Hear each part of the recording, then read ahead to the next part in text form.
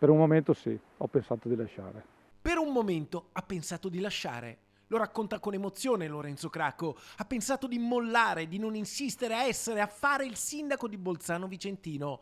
Ma è stato solo un momento, davanti a quella busta raccolta insieme a tante altre nella cassetta delle lettere di casa. Era il 7 novembre quando si è trovato tra le mani un messaggio intimidatorio con un proiettile. È stata una reazione di incredulità, queste cose insomma non mi sono mai successe e avrei preferito che non succedessero mai. E comunque è stata veramente brutto, subito l'impatto iniziale, poi con il tempo questa incredulità è un po' scemata e ho preso un po' di forza per andare avanti. Un foglio bianco, poche parole. Sindaco, primo avvertimento. Poi nient'altro. In un primo momento la paura, l'incredulità, ma poi i mille pensieri che si sono affollati nella sua testa si sono trasformati in forza, in coraggio. All'inizio ha tenuto riservata la notizia, condivisa solo con la famiglia e con la sua squadra di giunta. Certo, la denuncia ai carabinieri di Sandrigo è stata immediata.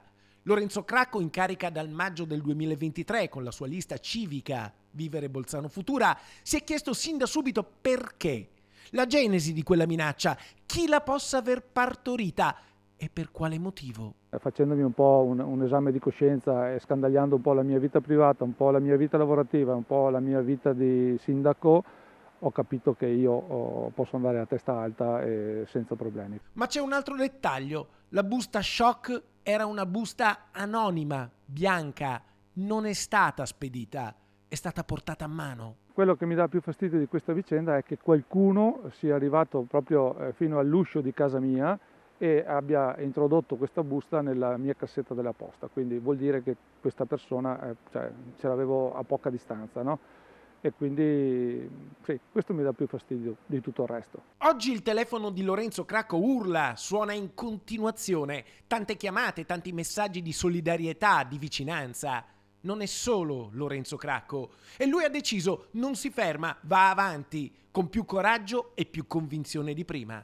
Sì, le indagini vanno avanti, hanno preso il loro corso e attendiamo, ma attendiamo non con ansia, attendiamo che quello che sarà sarà, e però comunque noi non ci fermiamo, andiamo avanti per la nostra azione amministrativa.